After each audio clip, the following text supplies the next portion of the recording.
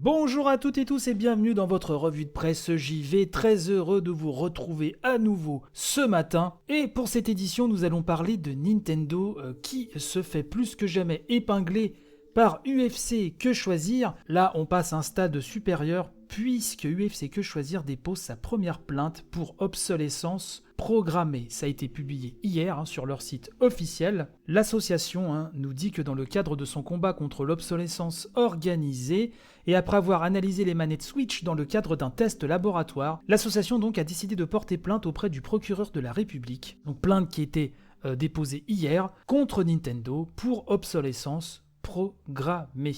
C'était en novembre dernier que UFC Que Choisir avait déjà alerté concernant les manettes Switch et plus de 5000 consommateurs s'étaient manifestés en seulement 48 heures pour dénoncer la même panne récurrente, le Joy-Con Drift, touchant leur manette. Vous savez, qui part dans un mouvement ou dans l'autre automatiquement, et là, c'est la cata. Si vous me suivez depuis longtemps, vous savez deux choses. Que je suis un fan hardcore de Nintendo depuis toujours.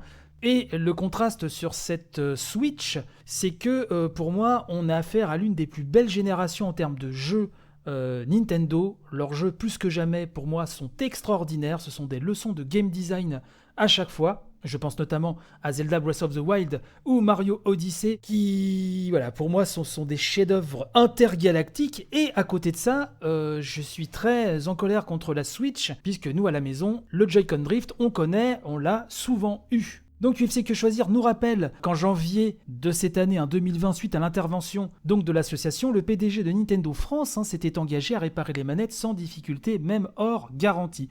Pourtant, nous expliquons, les signalements ont continué d'affluer auprès du UFC Que Choisir. Les chiffres parlent d'eux-mêmes, nous disent-ils. 65% des consommateurs victimes ont constaté cette panne moins d'un an après l'achat des manettes. Elle apparaît quel que soit le profil ou l'âge du joueur, même en jouant moins de 5 heures par semaine. 25% de ces consommateurs ont même vu la panne survenir durant les 6 mois après l'achat, ce qui était notre cas, malgré la faible utilisation de la console. Bon, les tests d'experts ont révélé que ce Joy-Con Drift sont vraisemblablement dus à cause d'une usure prématurée des circuits imprimés ou d'un défaut d'étanchéité qui entraîne une quantité inquiétante de débris et de poussière au sein du joystick dont l'origine paraît à la fois interne et externe. Le communiqué de l'association nous dit également « Les excuses du PDG de Nintendo prononcées en juillet dernier ne trouvent donc pas de traduction concrète.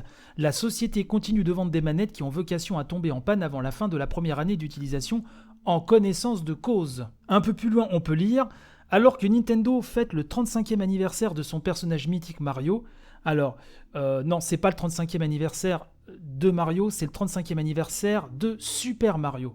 Ça, c'est pour la précision.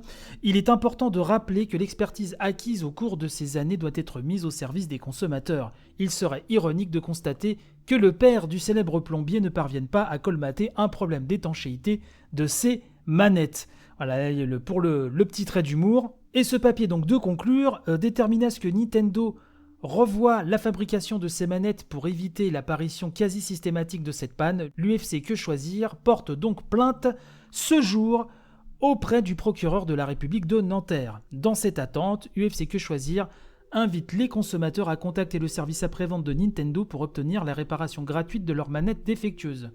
Un guide étape par étape est disponible donc sur le site quechoisir.org, etc., etc. Au moment où j'enregistre cette émission, Nintendo n'a toujours pas répondu. Donc, en lien pour cette émission, donc je vous mets le communiqué officiel de l'UFC Que Choisir.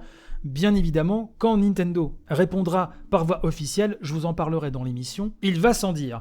Je pense que ce serait bien quand même que Nintendo fasse un petit geste de ce côté-là, puisque je vous le disais, c'est vraiment dommage. On est sur une Switch qui cartonne, mais vraiment, qui est un vrai raz-de-marée permanent. On a des jeux Nintendo qui sont extraordinaires, et je pèse mes mots. Et c'est vraiment dommage que le Joy-Con Drift vienne gâcher ce problème-là, surtout quand on voit le prix des Joy-Con. C'est vraiment une fortune à chaque fois. Donc, affaire à suivre, comme on dit, comme disent les professionnels de la profession. N'hésitez pas à partager cette émission, bien sûr, c'est important. Je vous souhaite panache et robustesse pour la journée. Et bien évidemment, je vous dis à demain. Même flux, même chaîne, même réseau. Bref, vous ne le savez que trop bien. Allez, bye bye.